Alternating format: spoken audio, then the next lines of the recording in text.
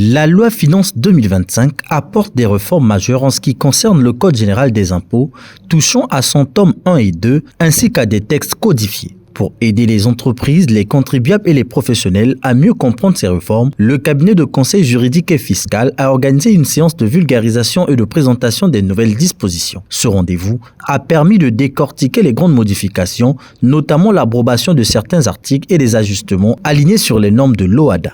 Le cabinet de conseil juridique et fiscal, on sigle CCJF, elle fait obligation chaque année, au début du mois de janvier, de présenter les changements apportés par la loi de finances 2025 et ces changements qui impactent les dispositions du Code général des impôts, notamment en son tome 1, tome 2 et les tests non codifiés.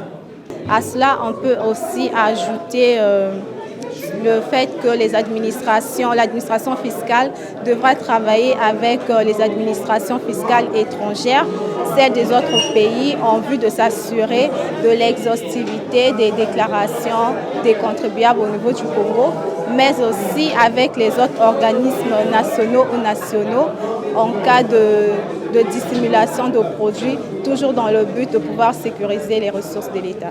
Un autre point crucial abordé concerne l'abrogation de l'article 28, alinéa 1 et 2 du tome 1 du CGI, la modification de l'article 31 du tome 1, désormais harmonisé avec l'acte uniforme OHADA, relatif aux droits comptables et à l'information financière. Il y a eu l'institution du système de facturation électronique certifié.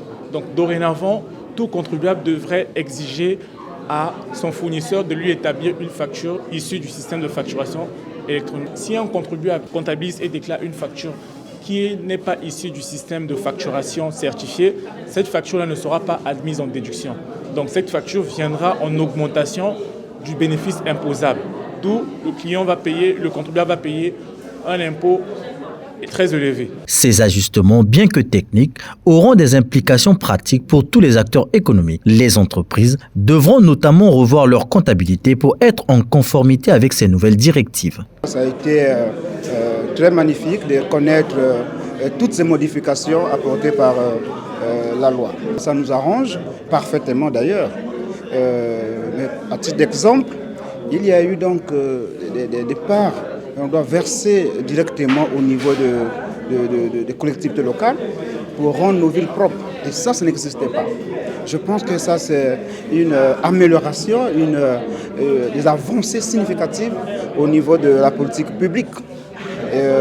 C'est vrai qu'il y aura certaines difficultés sur la répartition, la clé de répartition, mais je suis sûr et certain que cela va se faire selon prévu par la loi. En plus des articles abrogés et modifiés, les experts ont également évoqué les textes non codifiés, souvent méconnus, mais essentiels pour une gestion fiscale optimale. Ce travail de vulgarisation réalisé par le cabinet CCJF est l'exemple d'accompagnement pour mieux comprendre et appliquer ces réformes fiscales.